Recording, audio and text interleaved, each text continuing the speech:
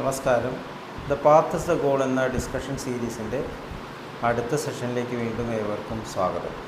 നമുക്ക് ആദ്യം മെഡിറ്റേഷൻ ചെയ്യാം. കണ്ണുകൾ അടച്ച് ശാന്തമായിരിക്കും. ഭൂമി മാതാവിനോടും സർവചരാചരങ്ങളോടും അന്തരീക്ഷത്തോടും കൃതജ്ഞത രേഖപ്പെടുത്തും.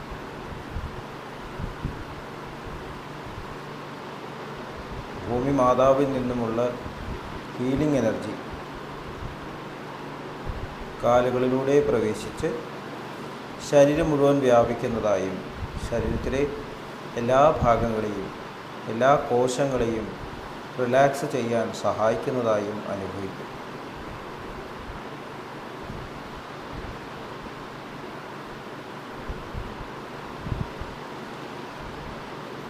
ഇപ്പോൾ ശരീരം പൂർണ്ണമായും റിലാക്സ്ഡ് ആകും. ഈ റിലാക്സേഷൻ ഹൃദയത്തിൽ അനുഭവിക്കും. ശ്വാസം ദീർഘമായി ഉള്ളിലേക്ക് എടുക്കൂ. ഹൃദയത്തിൽ സ്നേഹം നിറയുന്നതായി അനുഭവിക്കും. ശ്വാസം പുറത്തേക്ക് വിടുമ്പോൾ സ്നേഹം പ്രപഞ്ചം മുഴുവൻ വ്യാപിക്കുന്നതായും അനുഭവിക്കും.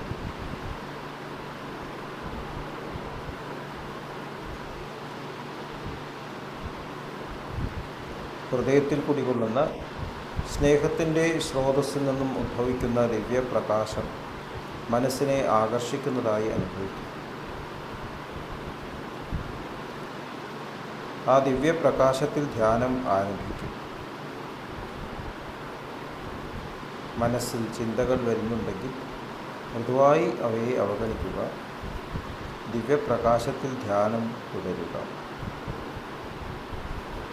Restart meditation.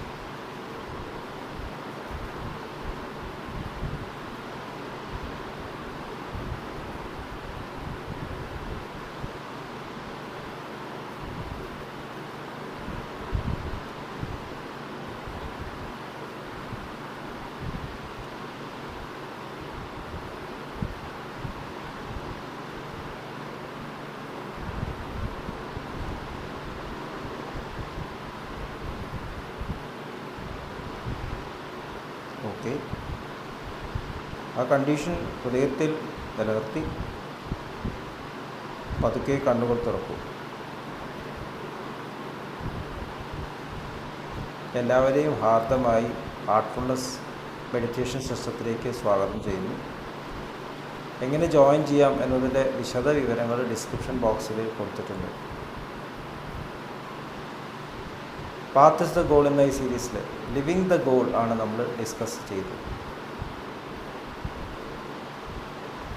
അതിൽ സഹജമാർഗത്തിലെ 10 പ്രമാണങ്ങളിലൂടെ നമ്മൾ കടന്നുപോയിക്കൊണ്ടിരിക്കുകയാണ്. അതിൽ 9ാമത്തെ പ്രമാണം പറയുന്നത് മറ്റുള്ളവരിൽ ഭക്തി സ്നേഹഭാവങ്ങൾ വളർത്തത്തക്ക വിധം നിങ്ങളുടെ പെരുമാറ്റവും ജീവിതവും രൂപപ്പെടുത്തുക എന്നുള്ളതാണ്. എന്താണ് ഈ ഭക്തി, എന്താണ് സ്നേഹം മനസ്സിലാക്കേണ്ട ആവശ്യമുണ്ട്. നമ്മൾ മോഡേൺ സയൻസസിൽ പരിണാമത്തെക്കുറിച്ച് പറയാറുണ്ട്. എവല്യൂഷൻ,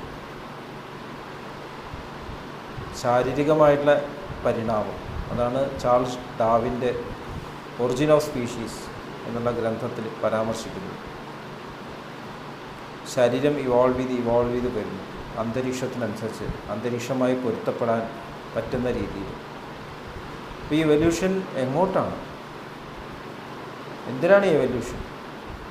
എന്താണ് ഇതിൻ്റെ പർപ്പസ്? ഇതേക്കുറിച്ചിട്ട് മോഡേൺ സയൻസസിൽ ചർച്ചകൾ നടക്കുന്നുണ്ട്. പക്ഷേ ഒരു വ്യക്തമായിട്ടുള്ള ഒരു ഉത്തരമില്ല. ഒരു എവല്യൂഷൻ നടക്കുന്നുണ്ട് എന്നറിയാം.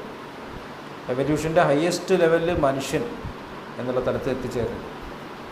ഇവിടെ അവസാനിക്കുന്നില്ല, ഇനിയും മുന്നോട്ട് പോകും എന്ന് തന്നെ നമ്മൾ മനസ്സിലാക്കണം. സോ ഫാർ എന്നാണ് പറയുന്നത്. അപ്പോൾ ഇനി എങ്ങോട്ട്? അപ്പോൾ നമുക്കിതിന് ദിശാബോധം വേണം. എങ്ങോട്ടാണ് നമ്മൾ പോകുന്നത് എന്നൊരു ഡയറക്ഷൻ വേണം. എങ്ങനെയാണ് നമുക്ക് മനസ്സിലാവുക എങ്ങോട്ടാണ് പോകുന്നത് എന്നുള്ളത്? മറ്റുള്ള ജീവജാലങ്ങൾക്ക് മനസ്സിലാവില്ല എന്നറിയാം. നാച്ചുറലായിട്ട് മനുഷ്യൻ്റെ തലത്തിൽ എത്തിച്ചേർന്നു, ഇവോൾവ് ചെയ്ത്. ഇനി മനുഷ്യനെ എങ്ങോട്ടാണ് പരിണമിക്കേണ്ടത്? മനുഷ്യനെ അറിയാം, ഞാൻ ഇവിടെ എത്തിച്ചേർന്നിരിക്കുന്നു. നമ്മൾ മാത്രമേ എവല്യൂഷനെ പറ്റിയൊക്കെ പറയുന്നുള്ളൂ. അപ്പോൾ ഇനി ഇവോൾവ് ചെയ്യണം എന്നുള്ള ചിന്തയും മനുഷ്യന് മാത്രമേ ഉള്ളൂ. അപ്പോൾ നമ്മുടെ ഉള്ളിലൊക്കെ ഒരു സമാധാനം വേണം, സന്തോഷം വേണം, ശാന്തി വേണം എന്നുള്ള ചിന്തയുണ്ട്. ഒരു സ്റ്റേറ്റ് എത്തും എല്ലാവരും സമാധാനവും ശാന്തിയും അനുഭവിക്കുന്ന ഒരു സ്റ്റേറ്റ്. നമ്മൾ സ്വർഗം എന്ന് പറയും, യൂട്ടോപ്പിയ എന്ന് പറയും, ബ്രൈറ്റർ വേൾഡ് എന്ന് പറയും, പല പേരുകളും പറയുന്നു. അപ്പം അങ്ങനെ രോഗം നമ്മുടെ സങ്കല്പത്തിലുണ്ട്. എന്നിട്ട് അതേക്കുറിച്ച് നമ്മൾ കഥകൾ രചിക്കുന്നു. അങ്ങനെയൊരു ലോകമുണ്ട്, അവിടെ എപ്പോഴും സന്തോഷമാണ്, സമാധാനമാണ്. നമ്മുടെ ആഗ്രഹങ്ങൾ ആ ലോകത്തെ കളർ ചെയ്യുന്നു. ഓരോരോ കൾച്ചറിലും അവരവരുടെ ആഗ്രഹങ്ങൾ അനുസരിച്ചിട്ടുള്ള സ്വർഗങ്ങളാണ്. എല്ലാവർക്കും വീടും പാർപ്പിടവുമുള്ള ഒരു സ്ഥലം, അത് ബുദ്ധിമുട്ട് അനുഭവിക്കുന്ന വീടും പാർപ്പിടങ്ങളും ഇല്ലാത്ത സ്ഥലത്ത് ഉള്ള ആൾക്കാർ അങ്ങനെ ചിന്തിക്കും. വെള്ളം ധാരാളമുള്ളൊരു സ്ഥലം, വെള്ളമില്ലാത്ത ആൾക്കാർ, അങ്ങനെ നാട്ടിൽ ജീവിക്കുന്നവർ അങ്ങനെ ഒരു സ്വർഗത്തെപ്പറ്റി വിഭാവന ചെയ്യും. സ്വാമി വിവേകാനന്ദ പറഞ്ഞിട്ടുണ്ട്, ഒരു പശു സ്വർഗത്തെപ്പറ്റി ചിന്തിക്കുകയാണെങ്കിൽ എങ്ങനെയാണ് ചിന്തിക്കുക? കുറച്ച് പച്ച പുല്ലുള്ള ഒരു സ്വർഗം. അപ്പോൾ നമ്മളുടെ സങ്കല്പങ്ങൾ നമ്മുടെ ഇപ്പോഴുള്ള അവസ്ഥയിൽ നിന്നാണ് ഉണ്ടായിട്ടുള്ളത്. നമ്മളതിനെ ട്രാൻസ്പോസ് ചെയ്യണം, എക്സ്ട്രാപൊലേറ്റ് ചെയ്യാമെന്ന് പറയും. അപ്പോൾ നമ്മൾ ശരിക്കും ഇപ്പോഴത്തെ ഈ എക്സിസ്റ്റൻസിനെ കണ്ടിന്യൂ ചെയ്യാൻ ആഗ്രഹിക്കും. ആർട്ടിഫിഷ്യൽ ഇൻ്റലിജൻസ് ഒക്കെ രൂപീകരിച്ചിട്ടുണ്ട്. ഇങ്ങനെയുള്ള ജീവിതം, ഇപ്പോഴുള്ള ഈ ജീവിതം ഇന്ദ്രിയ തലത്തിൽ അനുഭവിക്കുന്ന ജീവിതത്തെ കൂടുതൽ സുഖകരമാക്കുക, എളുപ്പമാക്കുക, രോഗങ്ങളില്ലാത്തൊരവസ്ഥ, ശരീരത്തിൽ രോഗങ്ങൾ വരുമ്പോൾ അത് ചികിത്സിക്കുക, ഭേദമാക്കുക, അതിന് പറ്റുന്ന ടെക്നോളജി വരിക, ഒരു സ്ഥിതി വരും എല്ലാ രോഗങ്ങളും മാറുന്ന ഒരു സ്ഥിതി വരും എന്നൊക്കെ നമ്മൾക്ക് അതിന് സ്വപ്നം കാണാം. ഒന്നും നമുക്ക് ഉണ്ടാവാൻ പോകുന്ന കാര്യങ്ങളല്ല. നമ്മൾ എത്ര ശ്രമിച്ചാലും വയസ്സാവും, മരിക്കും, ലോകം വിട്ടിട്ട് പോകേണ്ടി വരും. സൂര്യൻ ഉദിക്കും അസ്തമിക്കും, ഡ്വാലിറ്റീസ് ഈ ലോകത്തിൻ്റെ ഭാഗമാണ്. അപ്പോൾ നമുക്കതിനെ ഒരിക്കലും ഇവിടെ മറികടക്കാൻ സാധിക്കില്ല, നമുക്ക് എക്സ്റ്റെൻഡ് ചെയ്യാൻ സാധിക്കില്ല, അനന്തമായിട്ട് എക്സ്റ്റെൻഡ് ചെയ്യും. ബ്രഹ്മാവിനെ പോലെ ആവാൻ പറ്റും, ബ്രഹ്മാവിനും തിരിച്ചു വരണമെന്ന് ഭഗവത്ഗീതയിൽ പറയുന്നു. അപ്പോൾ കുറേ കാലം ജീവിക്കുക എന്നുള്ളത് അല്ല നമ്മുടെ ലക്ഷ്യം. നമ്മുടെ ഈ ലൈഫിൽ ഉള്ള എവല്യൂഷൻ, അതാണ് നമ്മൾ ചിന്തിക്കുന്നത്. എന്താണ് എവല്യൂഷൻ? പിന്നെ ആ ചോദ്യം നിൽക്കുകയാണ്. ഈ തരത്തിലുള്ള ദ്വന്ദ്ങ്ങളിൽ കുടുങ്ങാതെ ബാലൻസ്ഡ് ആയിട്ടുള്ള ഒരു മൈൻഡോടുകൂടി ജീവിക്കാൻ സാധിക്കുക. നമ്മുടെ ശ്ലോകങ്ങളിലൊക്കെ ഉണ്ട്, അസതോമാ സദ്ഗമയ തമസോമാ ജ്യോതിർഗമയ മൃത്യോർമാ അമൃതം ഗമയ. മൃത്യുവിൽ നിന്നും അമൃതത്തിലേക്ക് നയിച്ചാൽ, അപ്പം അമൃതത്വ ബോധം നമ്മുടെ ഉള്ളിൽ വേണം. ശരിക്കും നമ്മൾ മരിക്കുന്നില്ല എന്നുള്ള ബോധം നമ്മുടെ ഉള്ളിലുണ്ട്. അതുകൊണ്ടല്ലേ നമ്മളിങ്ങനെ ഇൻഫിനിറ്റ് എക്സ്റ്റൻഷൻ ഓഫ് ലൈഫിനെ പറ്റി ചിന്തിക്കുന്നു. പറ്റും, ഞാൻ മരിക്കില്ല എന്ന് തോന്നുന്നു. ശരീരം മാറുന്നു, ഞാൻ മാറുന്നില്ല, ഞാൻ അവിടെ ഉണ്ട് എന്നുള്ള ബോധം നമ്മുടെ ഉള്ളിലുണ്ട്. ഞാൻ മരിച്ചു കിടക്കുകയാണെന്ന് ആലോചിച്ചാലും ഞാൻ എൻ്റെ ഡെഡ് ബോഡി കാണുന്ന പോലെ എനിക്ക് കാണാൻ പറ്റും. പക്ഷേ അത് നമ്മുടെ ഉള്ളിൽ ഉറച്ചിട്ടില്ല. ഇത്രയും പ്രായമായിട്ട് എൻ്റെ ശരീരം മാറിയിട്ടുണ്ട്, പക്ഷെ ഞാനവിടെ നിൽക്കുന്നു. അപ്പോൾ ഇനി ശരീരം വിട്ടുപോയാലും ഞാനവിടെ ഉണ്ടാവും എന്നുള്ള ഒരു തിരിച്ചറിവ് നമ്മുടെ ഉള്ളിൽ വന്നു കഴിഞ്ഞാൽ നമുക്ക് പേടിയില്ലാതെയൊക്കെ. ആ എവല്യൂഷൻ്റെ ഹയസ്റ്റ് സ്പെക്ട്രം എന്ന് പറഞ്ഞാൽ ഈ ഒരു തിരിച്ചറിവാണ്, അമൃതത്വ ബോധം വരിക എന്നുള്ളതാണ്. അപ്പോൾ എങ്ങനെയാണ് അങ്ങനെ ഒരു സ്റ്റേറ്റിനെ നമ്മൾ മനസ്സിലാക്കുക? അങ്ങനെ അമൃതത്വ ബോധം വന്നിട്ടുള്ള വ്യക്തികളാണ് നമ്മൾ മാസ്റ്റേഴ്സ് എന്ന് വിളിക്കുന്നത്. അവർ ഈ ജീവിതത്തിലൂടെ കടന്നുപോയി, ഈ ലോകത്തിലൂടെ കടന്നുപോയി, നിർഭയരായിട്ട് എപ്പോഴും ആ പ്യുവറായിട്ടുള്ള ആ സ്നേഹം നൽകിക്കൊണ്ട് അവർ ഇവിടുന്ന് കടന്നുപോയി. അവരാണ് നമുക്ക് മാതൃകൾ. മഹാജനോ യേന ഗത സ പന്ഥ എന്ന് പറയും. അങ്ങനെയുള്ള മഹാജനങ്ങൾ പോയ വഴി കൂടെയാണ് മറ്റുള്ളവർ പോവുക. നമ്മൾ എമുലേറ്റ് ചെയ്യണം. ഹീറോസ് ആൻഡ് ഹീറോ വർഷിപ്പ് എന്നുള്ളൊരു പുസ്തകമുണ്ട്, തോമസ് കാരലിൽ എഴുതിയിട്ടുള്ള പുസ്തകം. എല്ലാ കാലത്തും ഹീറോസ് വാഴ്ത്തപ്പെട്ടിട്ടുണ്ട്. നമ്മൾ അവരുടെ ചരിത്രമാണ് പഠിക്കുന്നത്. ബാക്കിയുള്ളവരൊക്കെ ഉണ്ടായിരുന്നു, പക്ഷെ അവരുടെ ചരിത്രത്തിൽ രേഖപ്പെടുത്തിയിട്ടില്ല. രാമായണം, മഹാഭാരതം, അല്ലെങ്കിൽ ഗ്രീസിലുള്ള പല പല ഇതിഹാസങ്ങൾ, ബൈബിള്, ഖുറാൻ, അതിലൊക്കെ ഒരു ഹീറോ നിലനിൽക്കുന്നു. സിഖിസം. അപ്പോൾ ഒരു കാലത്ത് ഇവോൾവ് ചെയ്തിട്ടുള്ള, കോൺഷ്യസ്നസ്സിൻ്റെ ഏറ്റവും ഹയസ്റ്റ് ഇവോൾവ് ചെയ്തിട്ടുള്ള ഒരു വ്യക്തിത്വം, മരണഭയത്തെ ട്രാൻസെൻഡ് ചെയ്തിട്ടുള്ള ഒരു വ്യക്തിത്വം, ഇവിടെ ജീവിക്കുമ്പോഴും നമുക്ക് ആ ഒരു പ്യൂരിറ്റി എക്സ്പ്രസ് ചെയ്യാൻ സാധിക്കും, ആ ഒരു സ്നേഹം എക്സ്പ്രസ് ചെയ്യാൻ സാധിക്കുമെന്ന് കാണിച്ചിട്ടുള്ള വ്യക്തിത്വം. നിങ്ങളെല്ലാം അതുപോലെ ആവും എന്ന് കാണിച്ചിട്ട് ആ അബ്സല്യൂട്ടായിട്ട് സ്റ്റേറ്റിനെ റിഫ്ലക്റ്റ് ചെയ്തിട്ടുള്ള, പ്രതിഫലിപ്പിച്ചിട്ടുള്ള മഹാത്മാക്കൾ ഇവിടെ ഉണ്ടായിരുന്നു. അവരാണ് നമ്മുടെ ലക്ഷ്യം. അവരിലൂടെയാണ് നമ്മൾ ആ പൂർണ്ണതയെ കാണുന്നത്. അതുപോലെയുള്ള ആൾക്കാർ നിറഞ്ഞ ഒരു ലോകം, അതാണ് നമ്മൾ ബ്രൈറ്റർ വേൾഡായിട്ട് പറയുന്നത്. അവരിലൂടെ നമ്മൾ കാണുന്ന പൂർണ്ണതയെ നമ്മൾ ഈശ്വരൻ എന്ന് വിളിച്ചു, ഗോഡ് എന്ന് വിളിച്ചു. അപ്പോൾ ഗോഡ് ഉണ്ടോ എന്ന് ചോദിച്ചാൽ ഇവരുള്ളതുകൊണ്ട് ഗോഡുണ്ട്.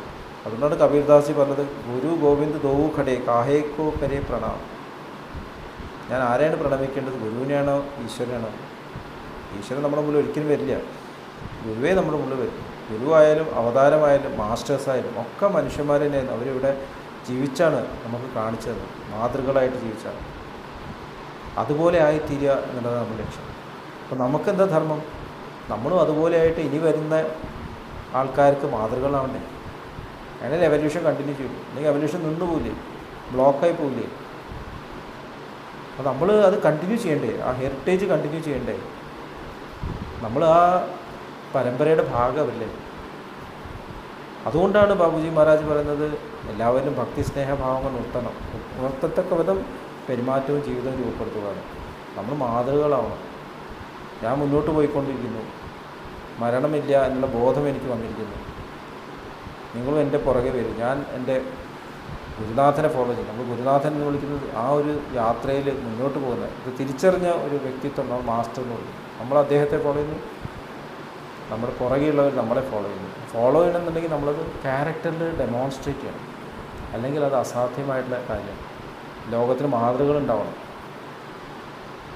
അപ്പോൾ നമ്മൾ ശരിക്കും ആ തരത്തിൽ ഹീറോസായിട്ട് മാറണം. നമ്മൾ ഫോളോ ചെയ്യുന്ന ആ മാസ്റ്റേഴ്സിനെ പോലെ നമ്മളുമായി തീരും. അതായിരിക്കും നമ്മുടെ ലക്ഷ്യം.